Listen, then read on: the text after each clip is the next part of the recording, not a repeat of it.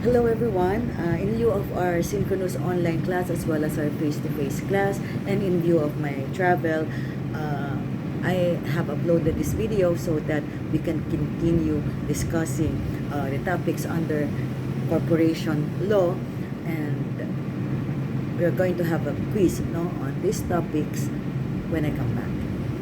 So last time we discussed what a corporation is, the definition under the revised corporation code. We also talked about the tri-level existence in the corporate setting, as well as some of the attributes of a corporation. I noted that one of the things that you should memorize in the corporation code is the definition of a corporation, because once you understand what it means, then you can very well answer most of the questions in this particular subject. Be that as it may, we also discuss the different classes of corporations. While we're going to discuss them more at length when we come to that part of the syllabus, we said that some are public, some are private, and some are quasi-public, and some of the rules which govern the determination of what a particular corporation is in terms of class. We also talk about the corporation soul, as well as the religious societies, the closed corporations, vis-a-vis the types of corporations according to its affiliation, and control. So basically, we have discussed the first part of the syllabus. We also talked about the rights accorded a corporation, and even though it is not a natural person or a living being, it still has some of the rights under the Constitution, particularly the Bill of Rights. And we talked about the how it can be invoked by a corporation. So these particular rights are the Equal Protection Clause and the Due Process Clause in the Bill of Rights. And then we also talked about the right against unreasonable searches and seizures, and the difference between the Stonehill versus the Okno case, as well as the Back versus Ruiz case. Then we also talked about the right against self-incrimination and why the corporation, even though it has a separate juridical personality, still it cannot be invoked by a corporation. Again, it goes back to the idea that the existence of a corporation is a mere grant by the state, and therefore it cannot go against the directives of the state, including the invocation of the right against self-incrimination. Okay? We also discussed some of the cases involving these provisions, as well as the constitutional provisions involving corporations. So now we're going to continue our discussion, and this time, how is a corporation organized? So corporations are organized based on Section 2 of the Revised Securities Act, which provides for promoters. Okay, what is a promoter? So it is any person who, acting alone or in conjunction with one or more other persons, directly or indirectly takes initiative in founding and organizing the business or enterprise of an issuer, or any person who, in connection with the founding and organizing of the business of an issuer, directly or indirectly receives in consideration of services or property, or both services or property, 10% or more of any class of securities of the issuer, or 10% or more of the proceeds from the sale of any class of such securities. So this particular definition of what a promoter is applies to corporations governed by the Revised Securities Act. Okay? Under the Corporation Code, there is also this provision on a subscription contract. So this refers generally to stock corporations. But what really is a promoter? So a promoter is a person or a group of persons. So it can be an individual, or it can be a group who bring about the birth of a corporation. So siya, sila ang nag-co-organize ng corporation. So this promoter arranges for the capital and financing of the corporation, as well as assembling the necessary assets, equipment, licenses, personnel, leases, and services. So, sila yung nagmo-mobilize, di ba? in layman's terms, they mobilize so that this corporation can be established. So, tatakbo sila sa SEC, sila mag-aayos, sila maghahanap ng sino ang sasama sa corporation, how they're going to establish the corporation. Okay? So this promoter attends to the legal matters involving the formation of a corporation. Okay? Now, are promoters the same as agents? Okay? No. Okay? So the promoter is not the corporation yet. Okay? They act for and in behalf of the principal, meaning the corporation which is yet to be established. However, they are not the same. So, we know that an agent acts for and in behalf of a principal, diba? So, parang one and the same sila. But, this is not the case. Okay? As a promoter, you only bring about the birth of the corporation. So, it doesn't necessarily mean that you will eventually become a member of the corporation when it is established. So, that is one big difference. Pwedeng pwedeng ayusin mo lang yun. Okay? So, ang principal pa rin is the corporation. You are just, yes, in a way you are acting for and in behalf of the principal, but the functions of an agent is markedly different from that of a promoter. Okay? What about a trustee? Is the promoter the same as a trustee? Okay? Not really, okay? Because a promoter is usually rewarded for his efforts. He's usually paid for that, diba? Kasi nga mag-mobilize siya in order to create or establish the corporation. But generally, a trustee, even though he might receive some form of compensation for holding in trust the property or the money for the beneficiary, a trustee, however, is supposed to be disinterested in the property he holds in trust. Meaning, hawak lang niya, diba? For and in behalf of the one for whom it is really intended. But the promoter, he's more of, bayad ako dito. So, sige, I will do all the legal matters, no, pertaining to the creation or establishment of this corporation. Okay? So, that's why in the case of Cagayan Fishing Development versus Sandico, and this is a 1937 case, what happened was Manuel Tabora owned several parcels of land. So, sometime in 1929, he executed mortgage on 4 parcels in favor of the Philippine National Bank. Okay, so sinanla niya, diba? And a second and third mortgage were also executed involving the same parcels of land. Okay? Then later on, he sold the same parcels of land to whom? To the Cagayan Fishing Development. Okay? And this Cagayan Fishing Development was still being incorporated. It was not yet established at that point. Okay? And he was one of the promoters. Okay? So siya yung isa sa mga gusto mag-form. Okay? He was involved in the formation of the Cagayan Fishing Development Company. Okay? And there was this condition in the mortgage, or at least the arrangement between Cagayan Fishing and the other promoters and Tabora, that the titles to the parcels of land will not be transferred unless the mortgage is fully paid. Okay, now sometime later, no, the Cagayan Fishing Development was finally registered. And a year later, the same parcels of land were sold, no, to Teodoro Sandico, okay, who now caused the sale. This time, it's Cagayan Fishing Development. Okay? And there was this deed of sale as well as a promissory note. Now, Sandico, however, failed to pay the amount stated in the promissory note, meaning hindi siya nakabayad. So, the Cagayan Fishing Development, the company, this time filed a case in the court. Okay?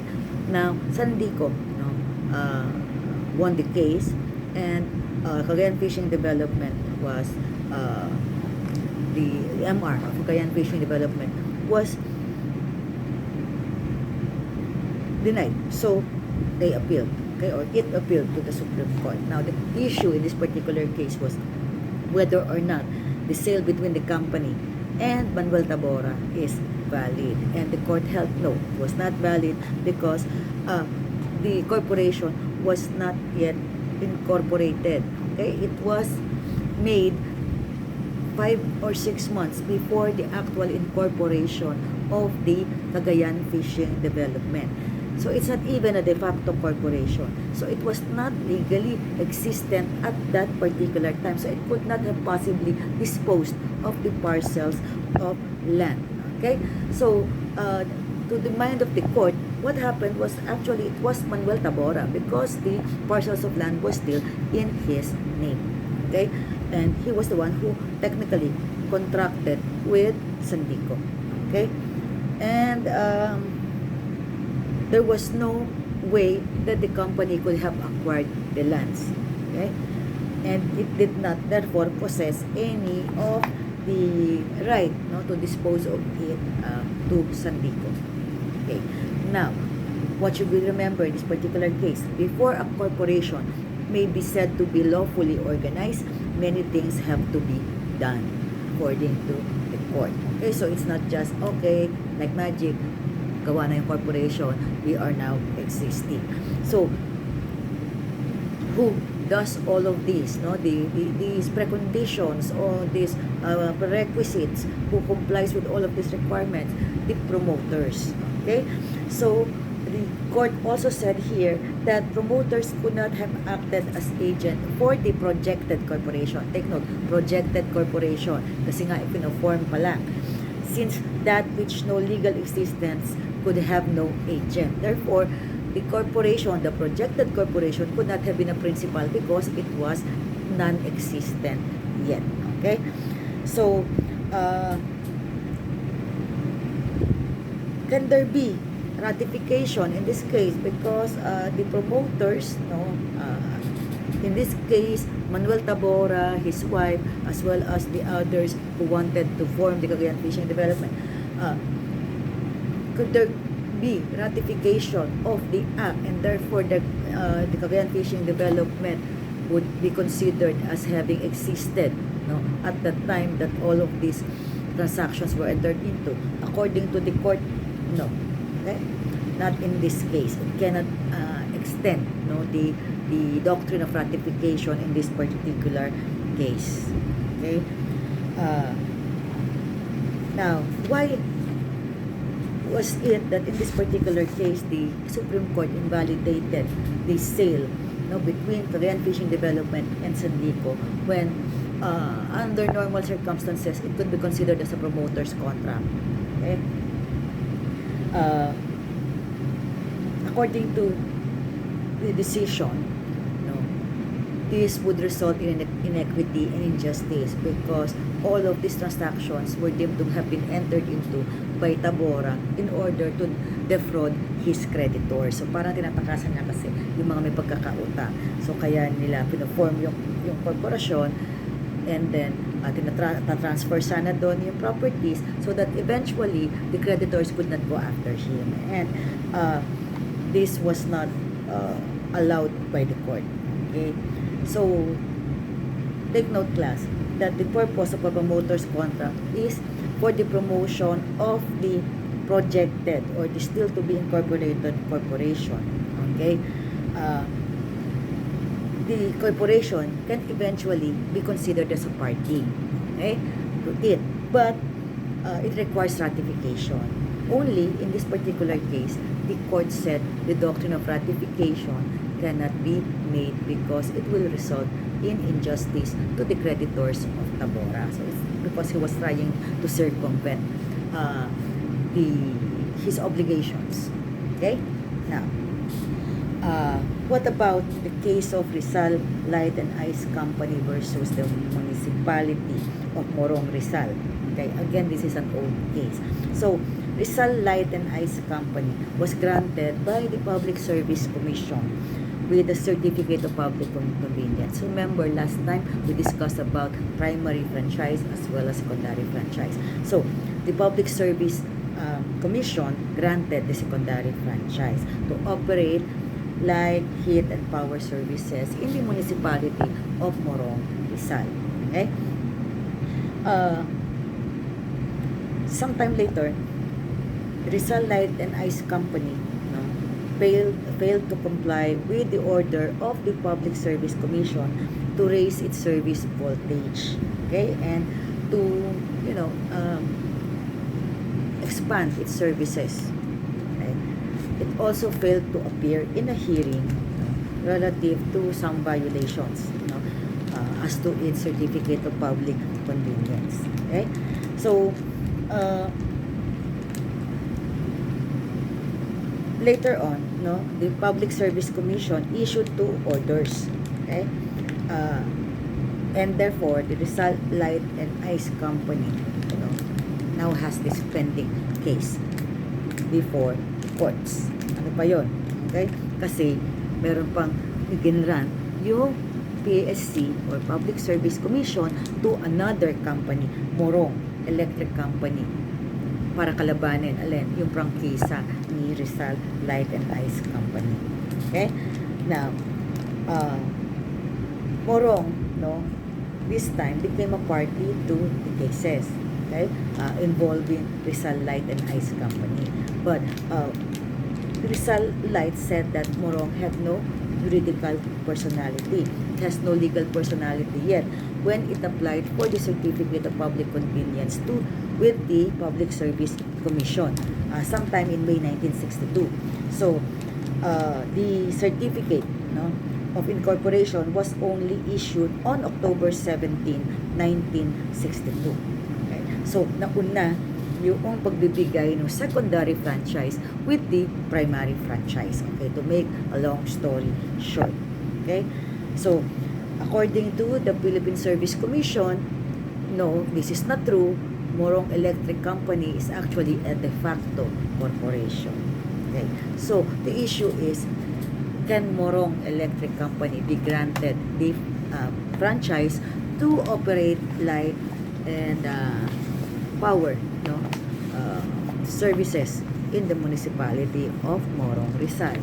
Okay, so the court held that no, Morong Electric Company did not have corporate personality at the time, okay, that the second franchise was granted to it by the Philippine Public Services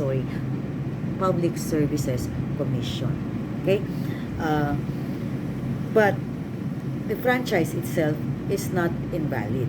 But the fact that it was not yet incorporated does not invalidate the franchise, because later on, according to the court, the SEC issued the certificate, meaning the primary franchise. Okay, and according to the court, it is enough that an organization is complete prior to the passage and acceptance of the franchise. Okay, and this is an exception to the earlier case of Cagayan Fishing Development. Okay,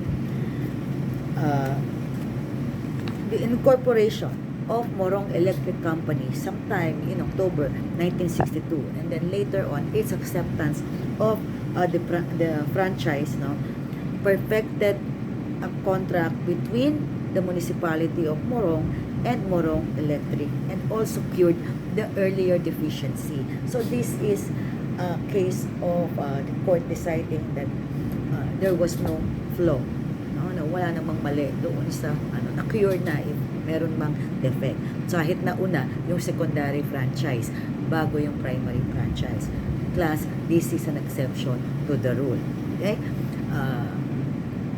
The general rule still is you must first be granted the primary franchise, your existence, meaning the issuance of the certificate by the SEC in your favor, and then later on the issuance of the franchise in your favor, whatever that is. In this case, it was electric power, okay, which was being regulated by the Public Services Commission. Okay. Now, why did the court rule in this wise? bakit nagkaroon ng ganitong exception to the general rule. This is because of the so-called continuing offer theory. Okay?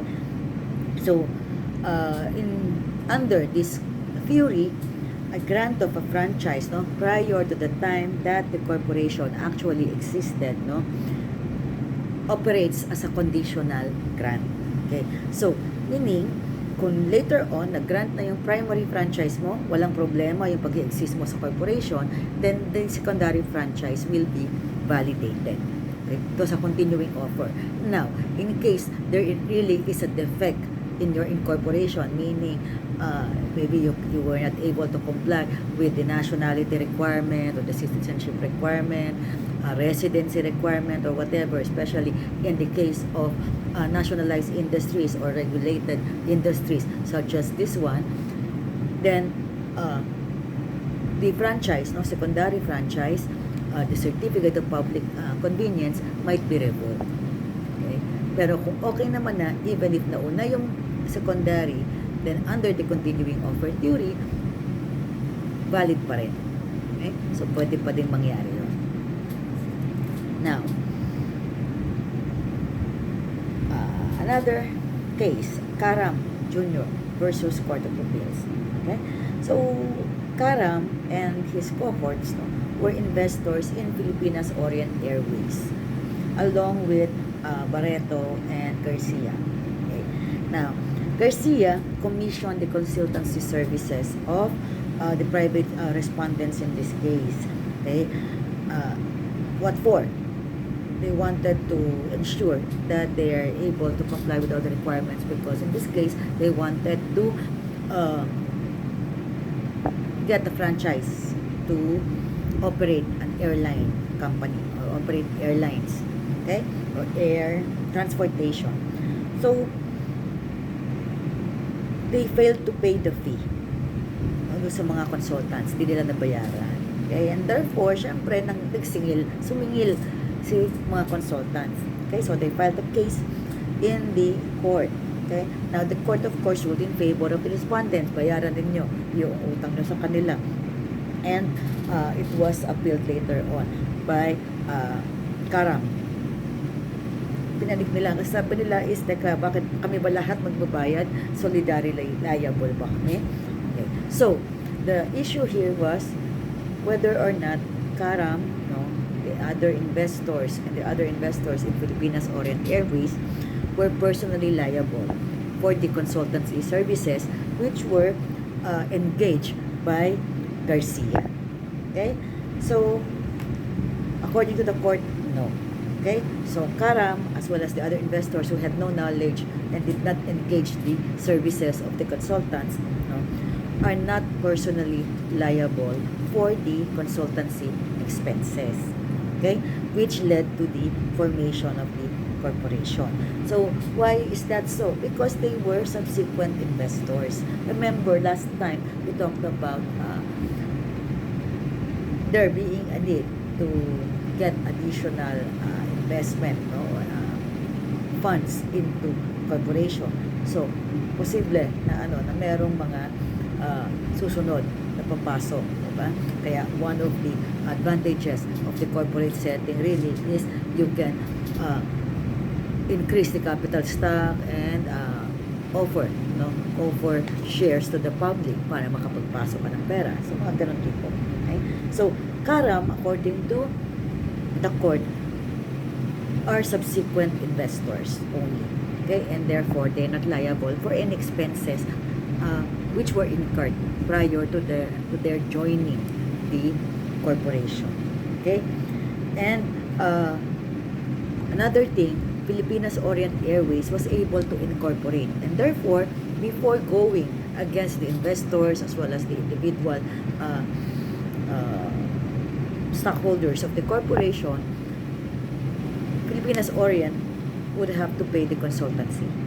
Okay, so siya muna. Remember that it has a personality separate and distinct from that of the members of the corporation. Okay, so if you are not involved in the incorporation, You're not involved as a promoter. As in this case, Karam was not involved as well as the others who elevated this case in the Court of Appeals. So, hindi ka dapat magbayad. Diba? Kasi pumasok sila, incorporated na. Okay? Buo na si Pilipinas Orient Airways. Okay? Now, what are subscription contracts? So, any contract for the acquisition of an issued stock in an existing corporation or a corporation still to be formed shall be deemed a subscription within the meaning of the code. Okay. So, you subscribe. That is what a subscription contract is. Kasi gusto mong kumuha ng shares of stocks. Okay. So, what is this subscription agreement? It is any contract for the acquisition of an issued stock in an existing corporation or a corporation still to be formed. Now, but what is the difference between a subscription agreement and a mere purchase or a purchase agreement? So, a purchase agreement is any contract for the acquisition of issued stock in an existing corporation. Now, let me put it this way. So, ano pagkakaiba nila? Kasi yung subscription, you are subscribing to a corporation which is yet to be formed. Wala pa. So, nagiging incorporator ka. Or, kung formed na yung corporation, pero yung stock is not yet issued. So, it is a new issuance. New stocks still to be issued. So, that is covered in a subscription contract. On the other hand, okay, purchase agreement is parang ako lang, bibili lang ako kasi gusto kong kumuha ng shares sa Jollibee. That is a purchase agreement. That is not a subscription agreement. Okay? So,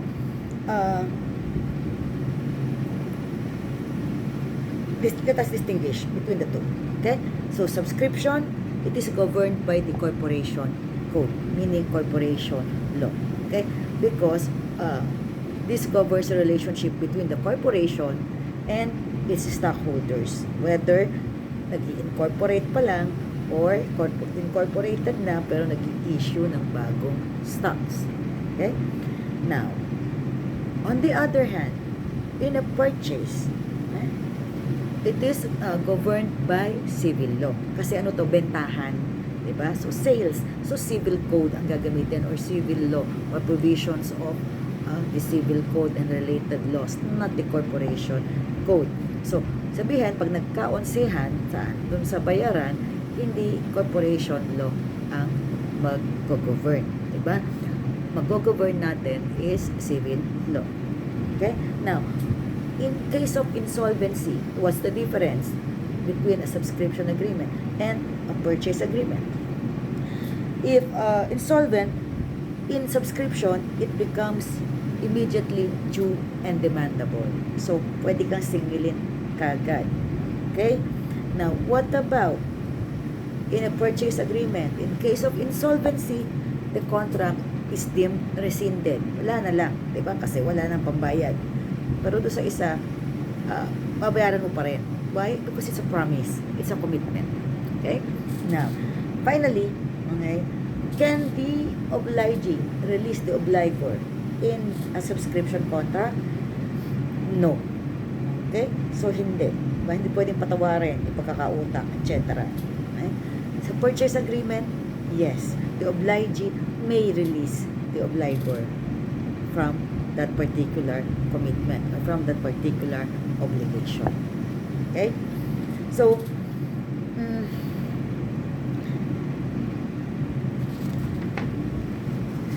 let us discuss the case of Trilliana versus Quezon College.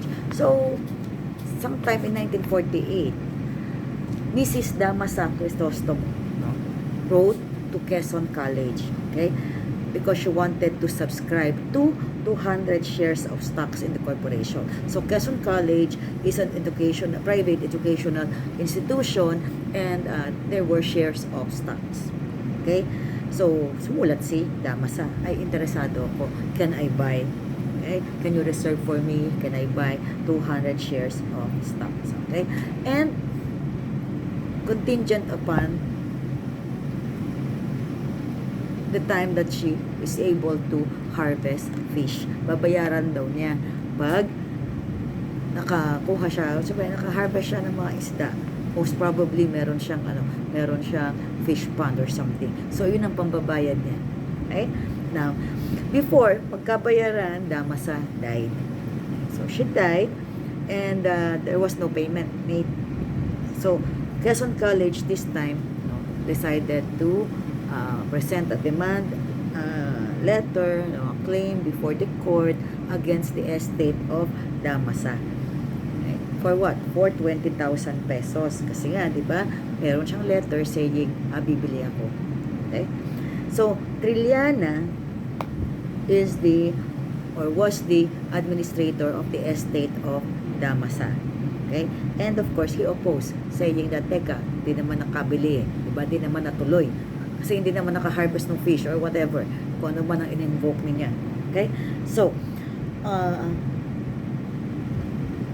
the issue here is whether or not there was a subscription of the shares. Kapag subscribe ba si Damasa before her death?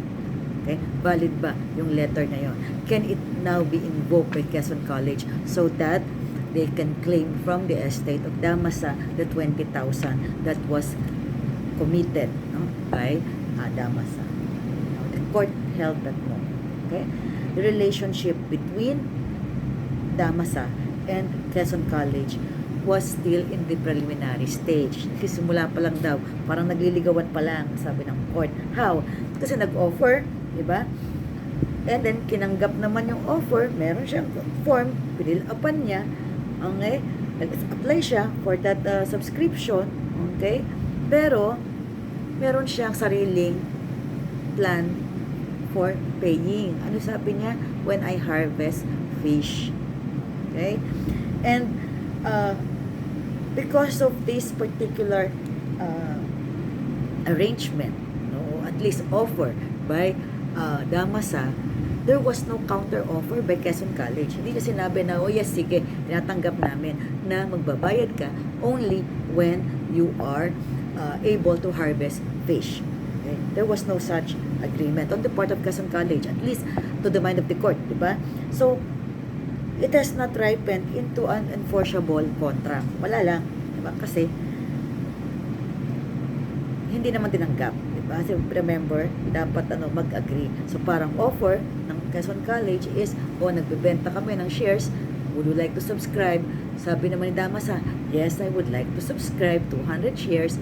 Pero, babayaran ko pag pag nag-harvest pa ako ng fish. Parang yung mga nangungutang sa inyo na payable when able, 'di ba? Parang gano'n na tingin ka na lang sa taas at kailan ba yung able? Kailan ba magiging able yung nangutang sa akin? Kailan ko ba masisingil? So yun.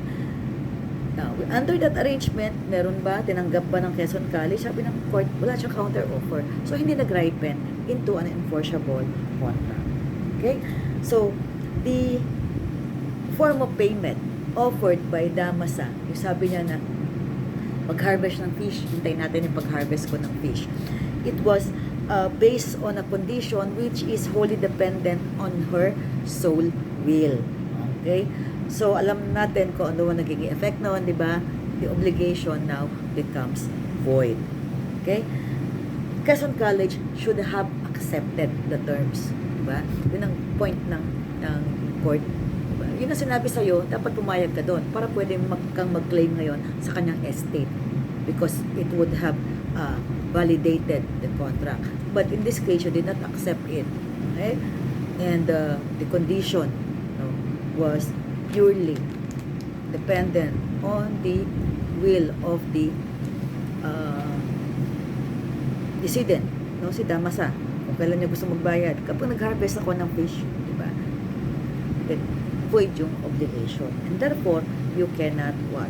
You cannot now claim against the estate. Take note, class, of this fact under the Trilliana versus Quezon College case that a subscription agreement, even if it is governed by the corporation code, still, it must first pass the law on contracts, the law on obligations and contracts, before you can now use the corporation code.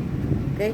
So, it is still bound, no, by the provisions of the civil code, at least during that stage, yung contract muna. Okay? Kaya dito, sabi, void yung obligation. Kasi hindi nakakomply dun sa requirement, right? Na dapat hindi solely dependent on one's will yung form of payment. Okay? So, as in this case, hindi makakakuha si Quezon College against the estate of Damasa. Walang nangyaring bilihan ng shares. Okay?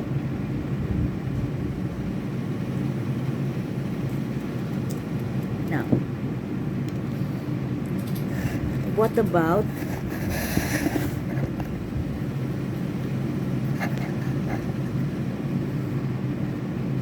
a purchase agreement? So let's go to the case of Baila versus Silang Traffic Company. Another old case, 1942. Okay? So, sometime in 1935, three people, no, Jose Tanabal, Sopronio Baila, and Paz Toledo, agreed to buy shares of stocks in the Silang Traffic Company. Okay? So, Transco company, yung Silang Traffic Company. And the agreement includes this provision that if they fail to pay any of the installments, so on installment ang arrangement, no, the shares are to revert to the company and the payments made shall be forfeited. Okay, so valid ba yun? Yes, karaniwan may ganun, diba? Pag hindi ka nakapagtuloy ng bayad, doon ang company yung mga nabayad mo. Okay? Now, sometime in 1937, the directors, the board of directors of Silang Traffic Company passed a resolution providing that certain installment payments on shares of stocks made by buyers were to be reimbursed. Okay? And Naval, Baila, and Toledo were not included in this list. Okay? Because according to the Silang Traffic Company, at said date, the subscribed shares of stocks have already reverted to the corporation and the payments made were already forfeited because of the failure of these three people to pay. Okay? So, Naval, Toledo, and Baila decided to file a case to recover the sums paid despite the agreement. So, sabi nila, teka, habulin natin yung ating mga naibayad. So, the trial court, however, said that the company, is not at fault, okay, because there was disagreement. Now, the Court of Appeals also affirmed the dismissal of the complaint, but this time it reversed the cancellation of the subscription contract. Okay, so both of the parties, Baila et al., Baila, Toledo, and Naval on one hand, and Silang Traffic Company on the other, both went up to the Supreme Court. Now, the issue is whether or not the agreement between the petitioners, meaning Baila, Toledo, and Naval, and Silang Traffic Company is a subscription contract. Anong klase bang kontrata yung pinasukan nila or in-execute nila? Okay? So, because if it is a subscription contract, again, what will happen? The corporation code will be applied. Okay? Iba ang magiging rules. Due and demandable. It might affect the validity of the provision saying that in case of non-payment, or default in the payment of the installments, then it will result in the forfeiture of the shares. So, what did the Supreme Court say? Sabi ng court, no, the agreement was not a subscription contract. What was it then? It was a sale/purchase of shares of stocks on installment. Okay? That is how the Supreme Court characterized the transaction. Okay?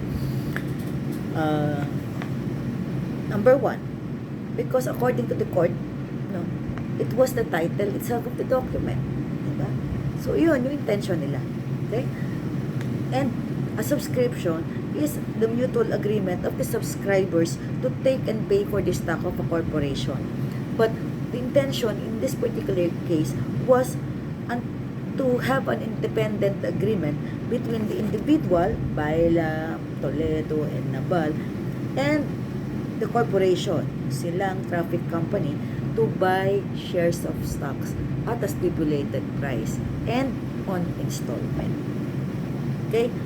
So, how do we now determine whether the contract is one for subscription or one which is only for sale or purchase of stock? Okay? So, according to the Supreme Court in this case, it is a matter of construction and depends upon its terms and the intention of the parties. Okay? So, that's why here, the court looked at the title, looked at the intention of the parties, ano ba talaga, and other circumstances. Okay? So, just because, again, it is titled subscription, does not mean that it is a subscription contract. Pwede rin naman, di ba, na yun nga, as in this case, yung title naman would show what really was the intention of the parties, what type of contract they really wanted to enter into. Okay? So here, no, it was not a subscription contract. Bumibili lang sila, pero installment. Okay? Now, how will you now be released from your subscription obligation? Kasi nga, nag-subscribe ka, pero ayaw mo naman bayaran o hindi ka na interesado or for whatever reason, di ba? You decided na, no, I don't want to subscribe anymore. So, in Velasco versus Poisat, okay? So, Poisat was a stockholder of the Philippine Chemical Product Company. Okay? So, he subscribed to 20 shares. Okay? And out of the 20 shares, 15 were not yet paid. So, 5 pa lang yung bayad niya, the rest remain unpaid. Okay? Later, in a resolution adopted by the board of the Philippine Chemical Product Company, it was agreed that the unpaid subscribed shares of a certain Infante were to be taken up by the directors and the amount already paid will not be refunded. That was the decision. Take note, it was another shareholder named Infante. Okay. Now, later, in the same board meeting, in relation to the unpaid subscribed shares of Poisat, John Poisat,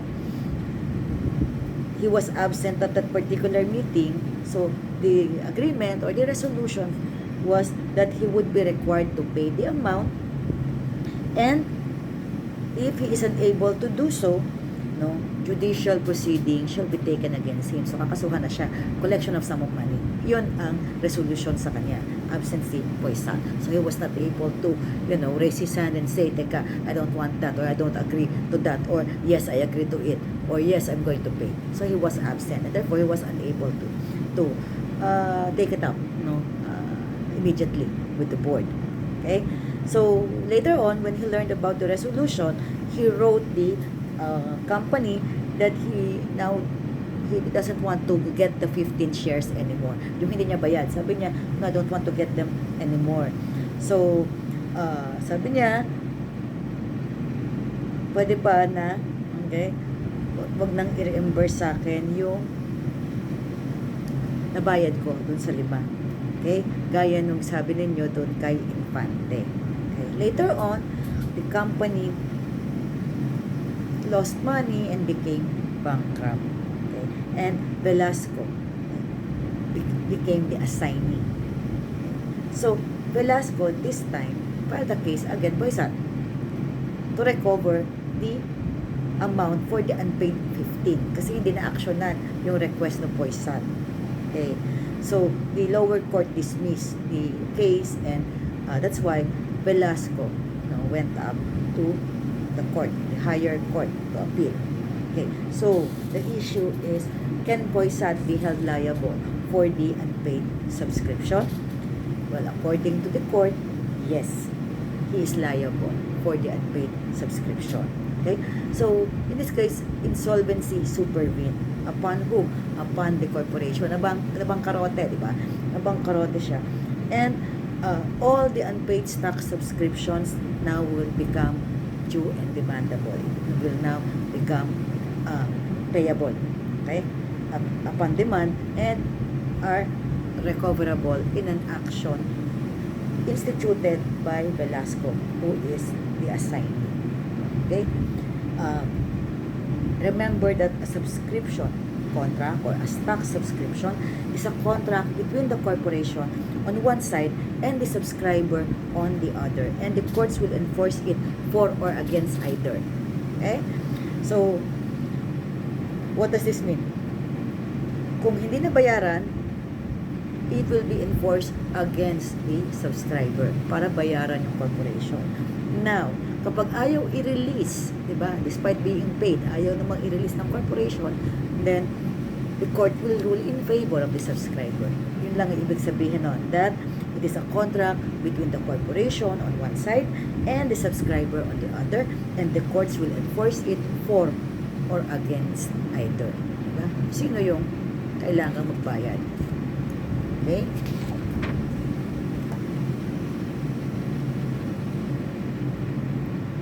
Take note, class, that the corporation, even with the approval of the board of directors, they cannot excuse any subscriber from the payment of the subscription. Okay? Kaya yung ginawa nila dun kay Infante na sige, wag na, at saka yung sanang request ni Poisat, hindi pwede yun. Okay? Kung na-actionan man yun ng board, diba, affirmatively in favor of Poisat or in the case of Infante, that should not have been the case. Okay? It should not have been allowed. Why? Because it violates the so-called trust fund doctrine. Okay? So, the subscribers should not be excused from the payment of what they should pay. Kasi, diba, they agreed to subscribe to these shares. So, they are now debtors of the corporation. And they should pay that. Especially in the case of insolvency on the part of the corporation. Okay? Becomes immediately due and demandable in case of insolvency. Okay? So, in Philippine National Bank versus Bidulok Sawmill, the same thing was reiterated. Okay? So, the ruling in Velasco versus Poisat was reiterated or emphasized. Now, it also talked about the trust fund doctrine.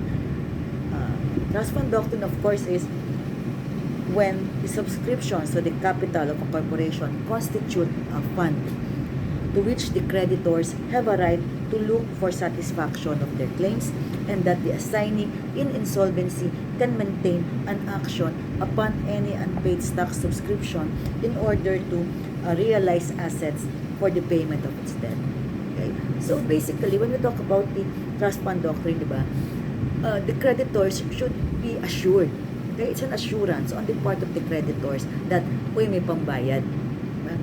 Na, kaya namin ito pinautang kasi kayang magbayad. And therefore, the subscriptions form part of that pambayad. Kaya hindi mo dapat galawin. Kaya hindi mo dapat i-excuse. Otherwise, what will happen is the creditors will lose their assurance, will lose their guarantee.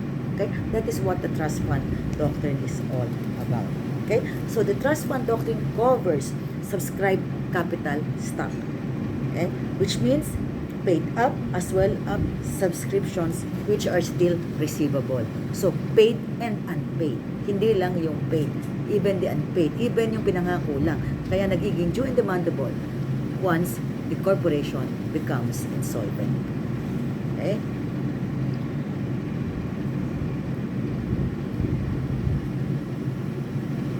Now, we talk about promoters, then we talked about subscription contracts. So, what are the formalities in organizing a corporation? A promoter does that.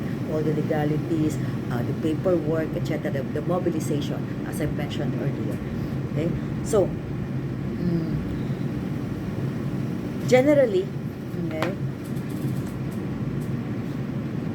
you need to charter, meaning you have to incorporate. In the case of government of the Philippine Islands versus Manila Railroad, okay, there was this law which was passed, Act number 1510. Okay, so the company was directed under this law to construct telegraph or phone poles with sufficient space, no, to permit the government to install, no, 4 wires for telegraph and telephone transmission. So, diba? Matanda na talaga yung case kasi telegraph pang pinag-uusapan at saka mga phone pa na may linya. Ngayon, hindi na gano'n. So, this was a 1929 case.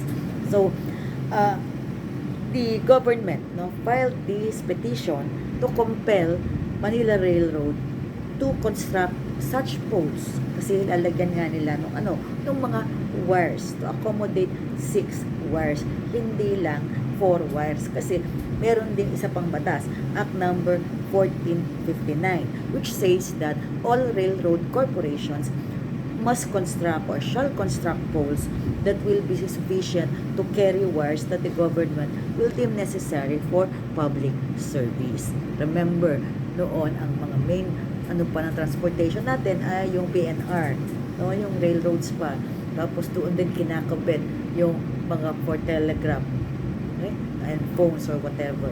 So this is an old case, Commonwealth time. Kaya may ganong mga requirement. Okay? Now, the question here was, which is applicable? Act number 1510 or Act number 1459? Okay? Yung charter ba ni Manila Railroad Company na sabi, 4 lang. Alin? 4 lang ang wires na kailangan niya hayaang i-install. Or Act number 1459 which says 6. Okay? So, ganun lang naman ang issue dito. Diba? Alin ang applicable? Alin ang mag-cover? Yung isa na 4 lang ang sabi na kailangan namin gawin, or yung 6 na sinasabi ni government ng state na, uy, ito susundin kasi dito dapat 6 ang kailangan na pwedeng ilagay na wires. Okay. So, according to the decision, Act number 1510, the charter of the corporation. Okay? Sabi, inasmuch as Act number 1510 is the charter of the corporation and constitutes a contract between it and the government, it is governed by said provision and not Act number 1459, which is considered as the general law, meaning it applies to all types of railroad companies, all railroad companies, not just Manila Railroad. Okay? So, the court concluded that the government or the state cannot compel Manila Railroad to construct poles that would carry more than what is stated in the charter or in its charter. Okay?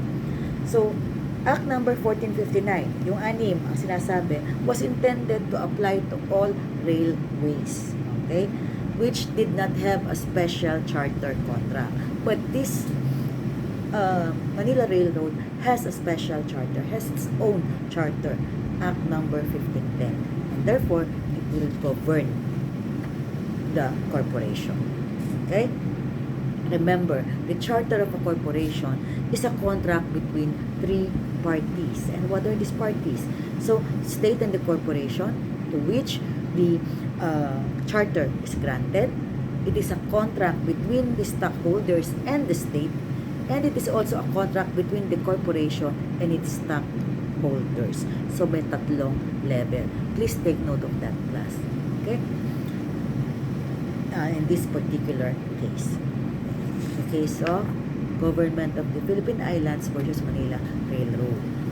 Once you understand how it works, then you know why the state is there, diba? To regulate the corporation, what is the relationship between the corporation as well as the stockholders, okay, and the state, and then also the stockholders vis-a-vis the corporation. Okay. Now, Rural Bank of Salinas versus Court of Appeals. Okay. Here, Clemente Guerrero, who is the president of Rural Bank, executed a special power of attorney in favor of his wife, Melania. Okay? And he authorized her to dispose of his shares of stocks in the said Corporation, the Rural Bank of Salinas. Okay? So, pursuant to that particular special power of attorney, the wife, Melania, assigned the shares to 3 persons who are these persons. Okay? Hindi ko na alam kung sino, basta 3 persons. So, Clemente died, no, sometime later. And Melania, this time, presented to the Rural Bank of Salinas the deed of assignments. Kasi inassign na nga niya. So, i-register nyo. Sabi niya, i-register nyo kasi inassign na namin sa iba. Nasign na nung husband ko who, died sometime before. Okay? The Rural Bank denied the request of Melania. So, Melania filed with the Securities and Exchange Commission an action for mandamus. Okay? So, according to the Rural Bank kasi, sabi nila, no, we cannot do this, we cannot grant the request because the estate, no, Clemente's estate should first be settled and liquidated before the request for the registration of the shares assigned to these 3 persons, no, can be accommodated. That was the defense of the bank on why it refused to grant the request of Melania. Okay? So, nagkagulo pa kasi mayroong adopted daughter pa si Melania at si Clemente na nanggugulo at gusto niya sabihin na, teka, hindi, huwag niyo isama yan, wala dapat dito assignment, etc. Okay. So, what the Securities and Exchange Commission did was to issue an order directing the Rural Bank to cancel the stock certificates in the name of Clemente and issue new ones to the assignees. So, mag-issue daw. Okay? Kasi nga, meron na, may deed of assignment. Pursuant to that deed of assignment. So, the Rural Bank maintained its stand that it does not want to do that, and it went up to the Court of Appeals. Okay? So, the decision was affirmed by the Court of Appeals, kaya umabot sa Supreme Court. Now, can the SEC compel a corporation to register the transfer of shares of stocks? Okay? So, yes, this reminds us of the earlier case of Benguet, no? Or Tayag versus Benguet Consolidated. The corporation cannot refuse a valid request, no, or directive of an instrumentality of the state. Sabi, the SEC has the right to order the Rural Bank to register the shares in the name of the new owners. The assignees have the concomitant right to the transfer of the stocks in their names, okay, because it is inherent in the ownership of the stocks. Okay? And will mandamus lie? Yes, mandamus will lie in cases where a corporation refuses to, as in this case, register, no, transfer and register the stock. Okay.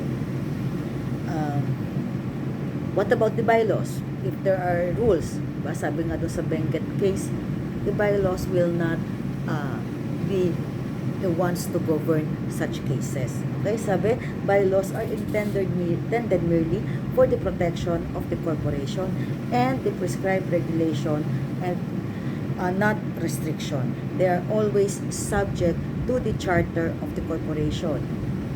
The corporation, in the absence of such power, cannot ordinarily inquire into or pass upon the legality of the transactions by which the stock passes from one person to another.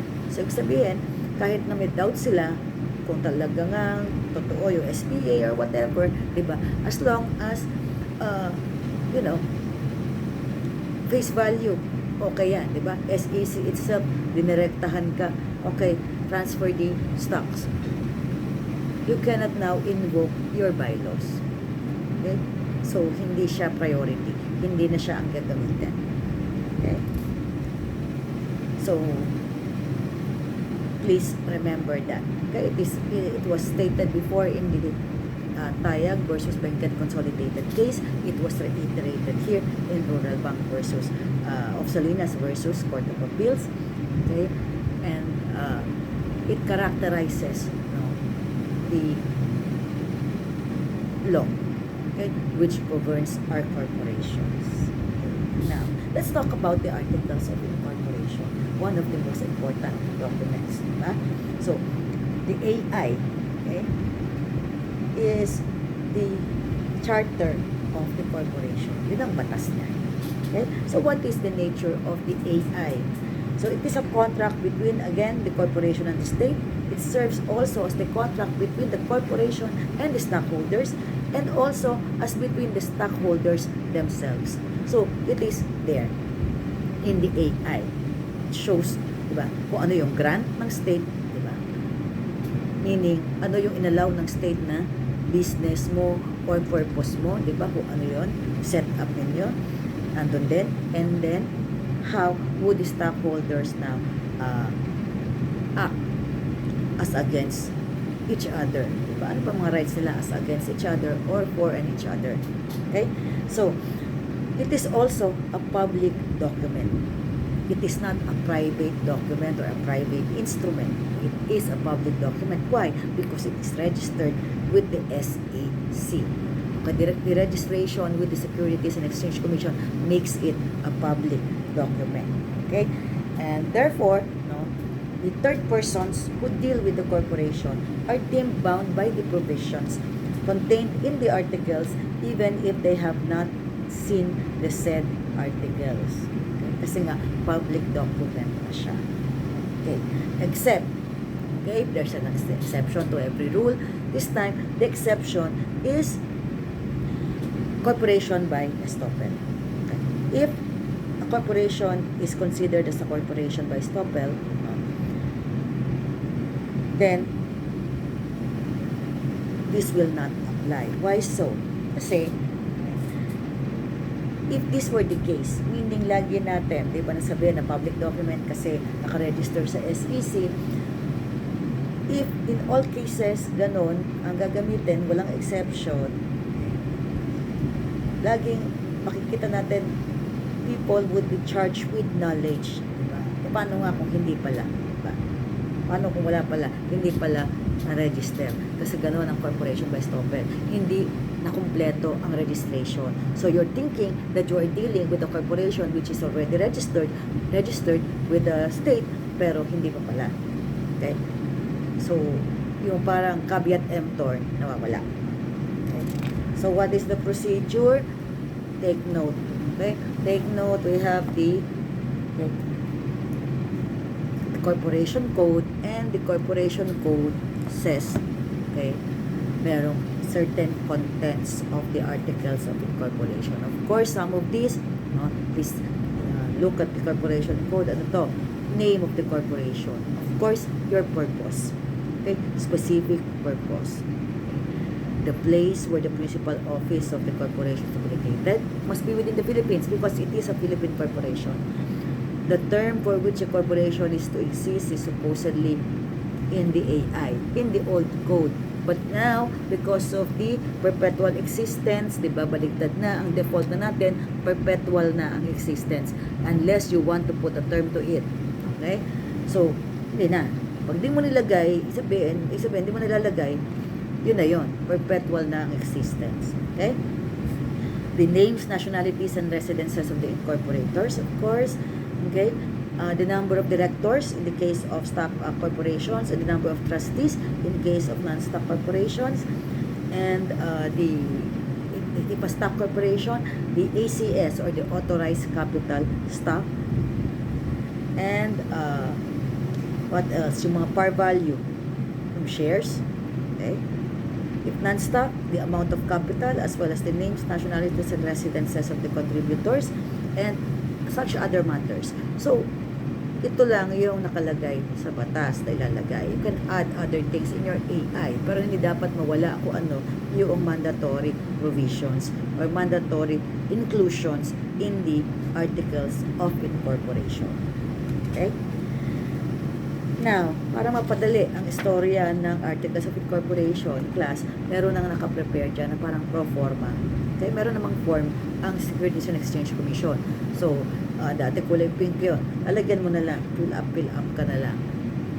So that it would be easier for those who want to form a corporation, no, to incorporate.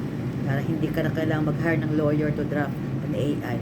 Or you can even, copy the AI of another corporation, just change the things, walang masama doon. Kasi para lang, di ba? May form naman.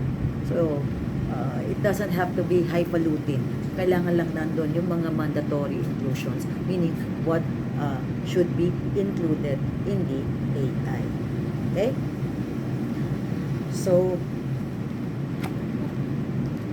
what about the name? Because that is a mandatory inclusion. What about the name of a corporation? Under the law, no corporate name may be allowed by the SEC if the proposed name is identical or deceptively or confusingly similar to that of any existing corporation or to any other name already protected by law. So, hindi pwede yung pare-pareho ng pangalan. Diba? Unlike, let's say, for natural persons, diba? Like, minsan may kapangalan ka, kaya kapag nasa NBI, kumuha ka ng clearance, may hit kasi kapangalan mo. So, some parents, they don't want this to happen to their kids, so they give them, well, not really stupid names, but weird names, diba? Para daw ko konti, kaya mahabang pangalan para walang makamuka. Okay. But sa corporation, halos ganun din. Okay? Pero mas nare-regulate.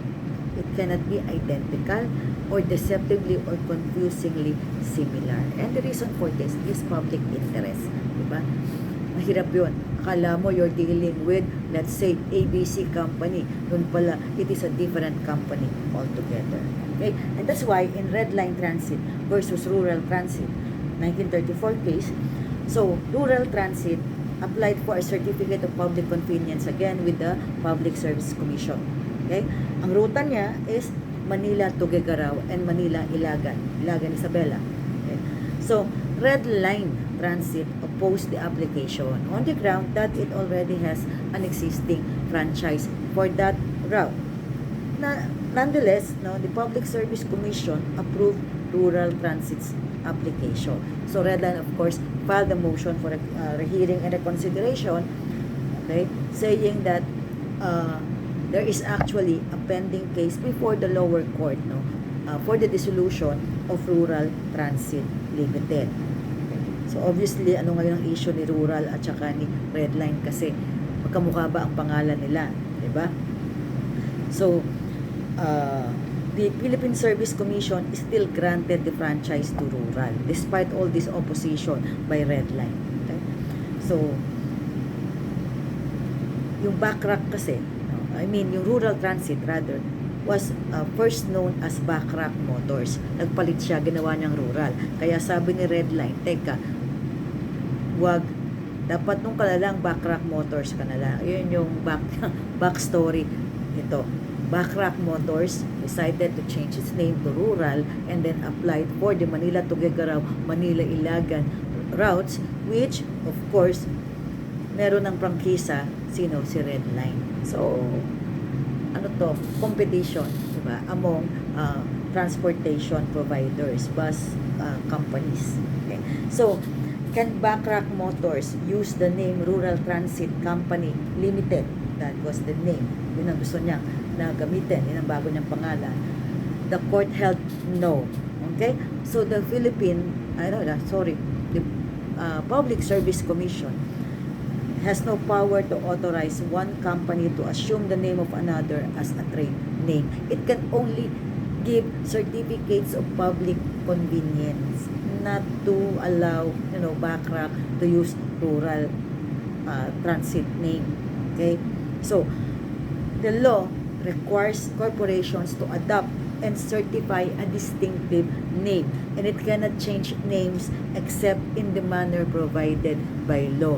Hindi po pwede with the mere expediency of what? Applying for a public convenience and saying, from Backrack Motors, Rural Transit na po kami. Diba? Parang ano din yan? Para din sa mga natural persons. Diba? You cannot just change your name.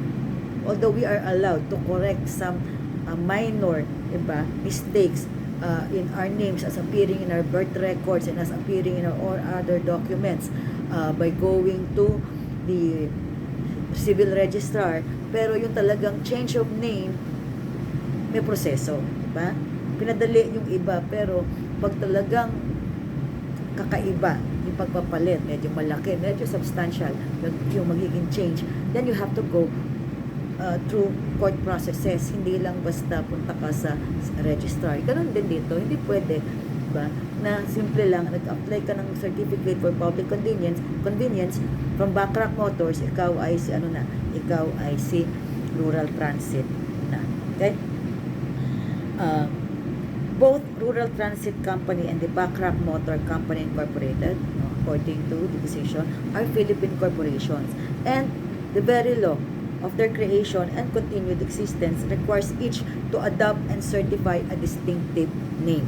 Okay? So, the name of a corporation is essential to its existence. It cannot change its name except in the manner provided by the statute. Okay?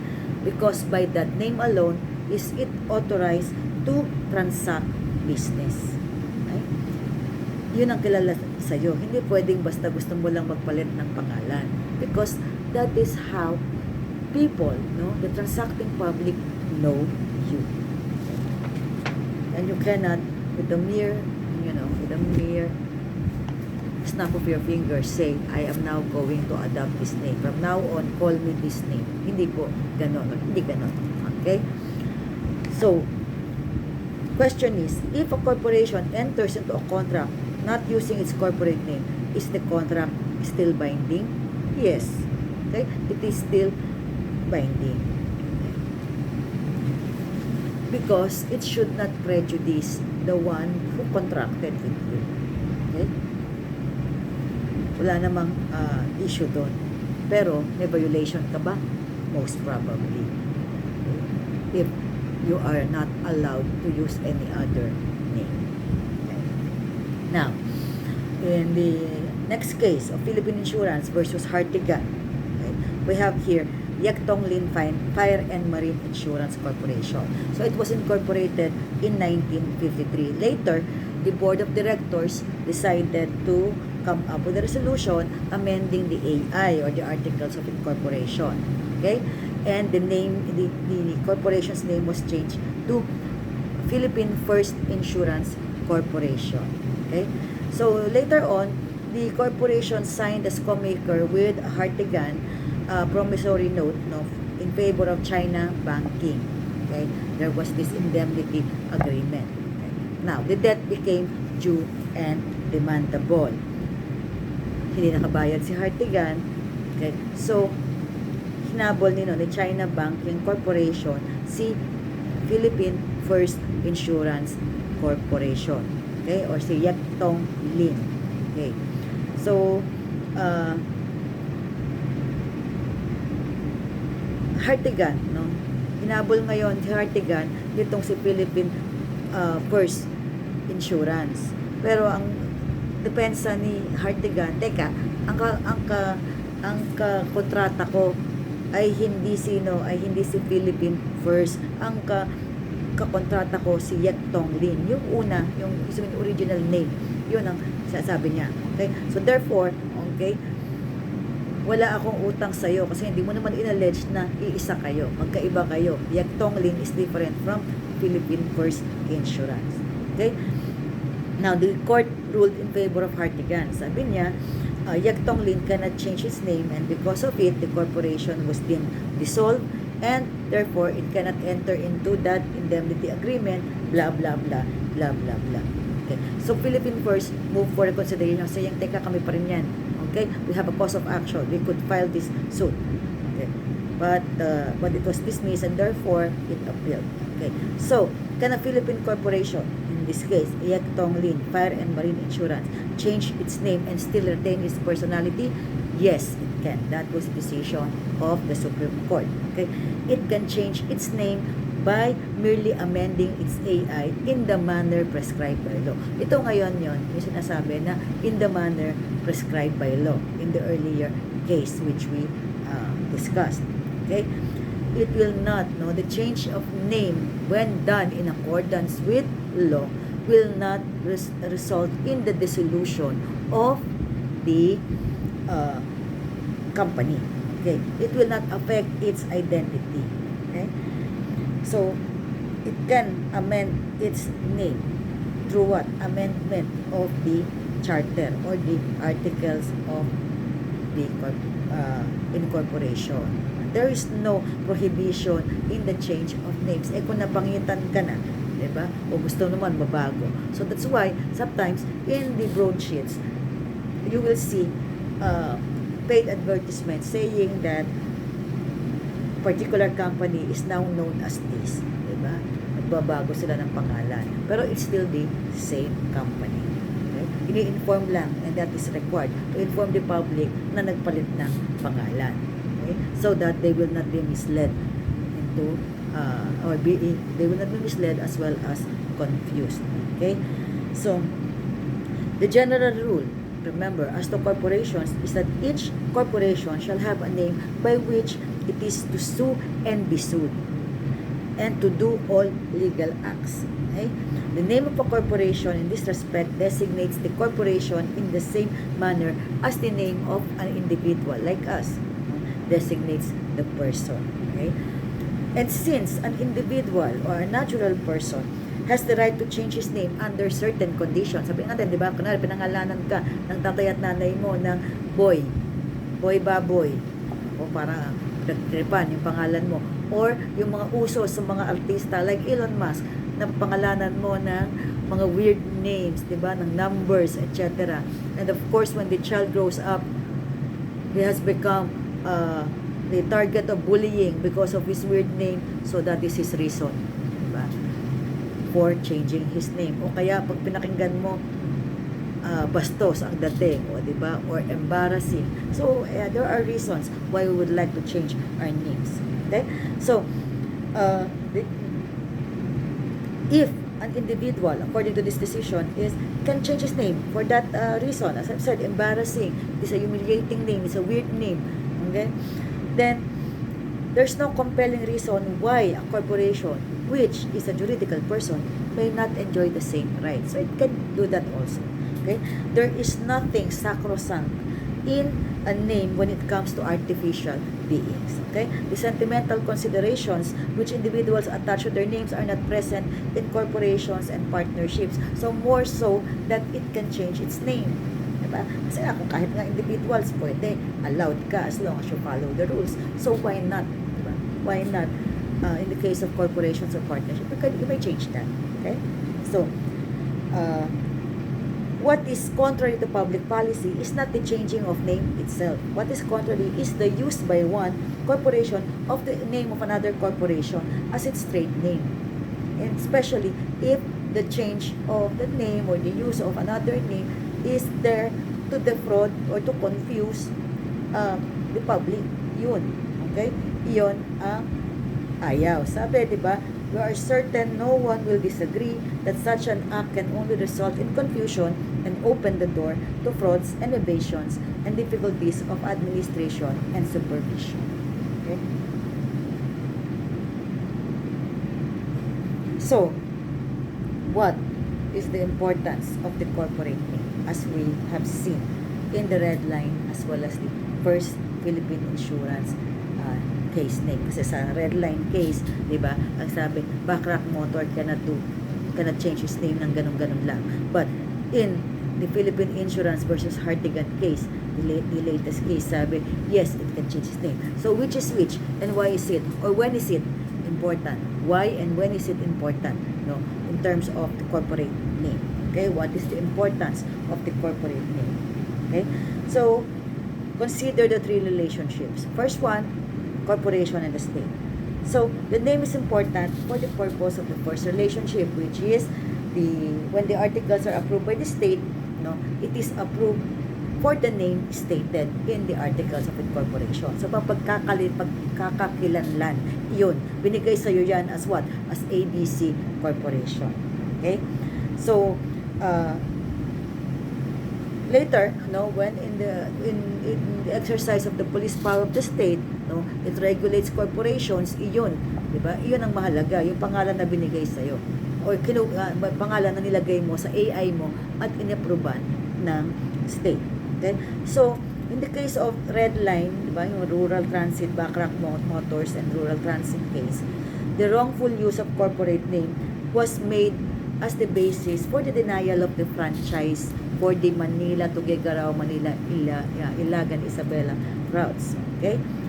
And in the first Philippine insurance case, di ba, si Yek Tong Lin, it is used as what? As the basis by the state to say you cannot sue in court because the court is an organ of the state, and in failing to comply with the representations in the articles, you must face the consequences. Okay? So, pwede, yun ang basehan natin. Yun sa first relationship. Yan ang binigay sa yung pangalan. So, pwede mo kang magpalit, pero you have to follow the rules. Okay? So, that is the underlying reason. Okay? In the case of Universal Mills versus Universal Textile, okay? So, the issue was, are they confusingly similar? Okay? Kasi yung isa, Universal Textile Mills, and yung isa, Universal Mills Corporation.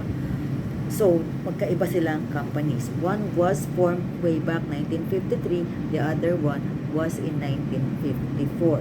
Okay? So, ang original name ni Universal Mills was Universal Hosiery Mills Corporation. Okay? So, pinabago niya, gusto niya, Universal Mills na lang siya. So, later, Universal Mills was, na-aproban yung change of name niya, pero nasunog yung kanyang planta, yung kanyang pabrika. Okay?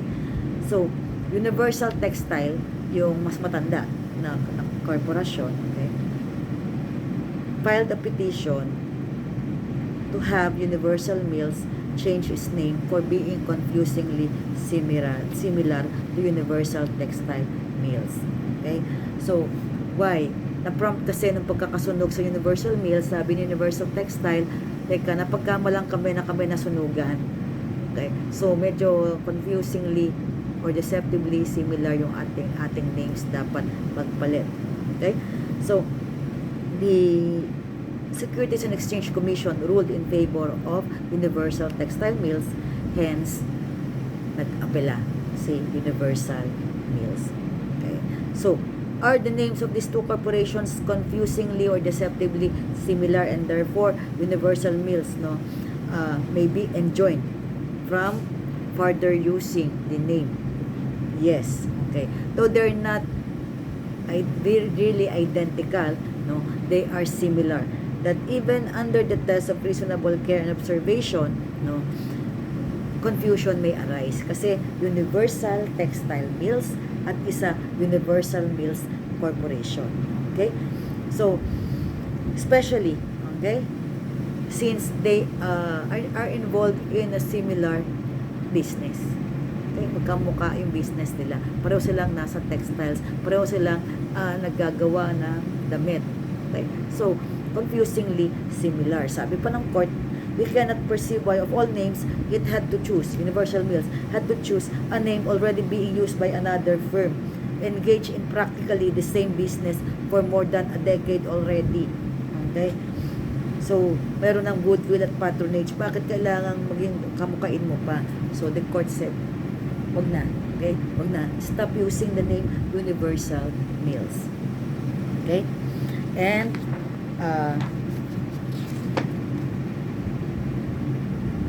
finally,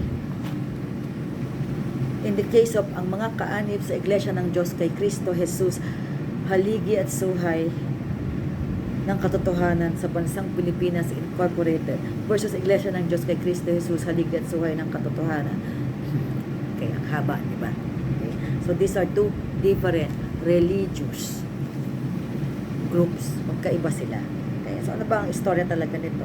Okay, fun fact, the Iglesia ng Diyos kay Kristo Jesus actually came from the Iglesia ni Cristo. Okay? So, yung Iglesia ni Cristo ay 1914, merong mga humiwalay. So, they formed the Iglesia ng Diyos kay Kristo Jesus. Ito yung mas matanda. Later on, meron na namang nag-break away. Ito yung pong kay nasirang dating daan. Okay? Yun. So, naging siya. Now, non-stop religious society. Okay? So, syempre, nagreklamo yung isa. Sabi niya, okay, confusingly similar. Okay? So, si Soriano, merong ganon sa kanya, di ba? Nilagay niya talaga yung mga angkanit sa Iglesia ng Diyos kay Kristo Jesus, haligi at suhay ng katotohanan sa bansang Pilipinas. Okay? So, haligi at saligan pala yung kay Soriano. Okay? Yung isa, haligi at suhay ng katotohanan. Pero pareho silang may Iglesia ng Diyos kay Kristo Jesus. So, are these confusingly similar? Okay? Yung AK at saka yung isang IDCH. Halos parehong-pareho, di ba? Isa, ang mga kaanib sa Iglesia ng Diyos kay Kristo Jesus, haligi at saligan ng katotohanan sa bansang Pilipinas. Yung isa naman, Iglesia ng Diyos kay Kristo Jesus, haligi at suhay ng katotohanan. Okay. Magkamukha daw ba? Magkamukha. Okay? Yun, sabi? Okay? So, generic word ba yon? Kasi yun ang sinasabi ni nasirang Eli Soriano. Generic word yung iglesia, generic word yung Diyos, Kristo Jesus, haligi at suhay ng katotohanan. These are all generic words and therefore it can be used. Can it be a valid defense? Okay? No. Okay? The wholesale appropriation of the angkaanib, yun nga, yung kay Soriano, no? Of the iglesia ng Diyos, the older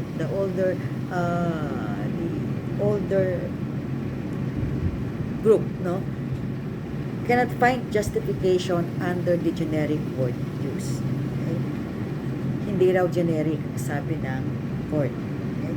Because according to the Supreme Court, a contrary ruling would encourage other corporations to adopt verbatim and register an existing and protected corporate name to the detriment of the public.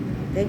The fact that there are other non-stock religious societies or corporations using the names Church of the Living God, Church of God, etc., okay, is of no consequence. It does not authorize the use of the Soriano group, no, of the essential and distinguishing feature of the Iglesia ng Diyos kay Kristo Jesus, haligi at suhay ng katotohanan, registered and protected corporate name. Masyadong malapit, obviously. Okay? Yes, medyo nagagamit maraming relihiyon talaga using the name Iglesia or Church, etc. Diba? Even the Roman Catholic Church has the word church in it. Okay? The Iglesia ni Cristo, the English version has church in it. And of course, the Tagalog version, Iglesia. No? There are other churches also. Okay? Lahat halos ng religions use the word church. But still, you cannot appropriate wholesale. As in this case, dito kasi, di ba, iba yung circumstances. Breakaway group na siya, ginaya pa niya. Yung pinag-breakawayan niya. Ginaya pa ni Soriano. Kaya nga eventually, diba, it became known as ang dating daan na lang. But its registered name, ayun, kailangan niyang baguhin. Okay? So, lalo na, in this case, ginagamit nga daw yung same acronym. Ano yun? HSK, haligi at suhay ng katotohanan for the older group, and haligi at saligan ng katotohanan for the Soriano group. Okay? So yung mga dominant words, etc., na ginagamit, like Iglesia ng Diyos kay Kristo Jesus, and the use of haligi and suhay, haligi at saligan ng katotohanan, these are confusingly similar. And it's like appropriating the name itself. So it's no longer generic. And therefore, they have to change. The younger one, the latest entrant, the Soriano group, would have to deregister its name, find a new name. Otherwise, no, it cannot use the name of the earlier group. So, I will end my first lecture for this. So far, we have covered the cases as well as the principles behind incorporation. How do you organize? Okay, we have reached up to articles of incorporation, but as to corporate name, so we already discussed what is a promoter or who is considered as a promoter, and what is the significance of a promoter in the formation of a corporation, what is the difference between a subscription as well as a purchase agreement, okay, and what are the consequences, okay, of this, and then the name of a corporation. Why is it that the SEC can deregister and or may not authorize the registration of a corporation which has a name which is confusingly or deceptively similar to an earlier registered corporation, okay? And what are the rules in relation to the change of name of a corporation, okay? So I'll end here, and I'll see you in the next lecture. Thank you.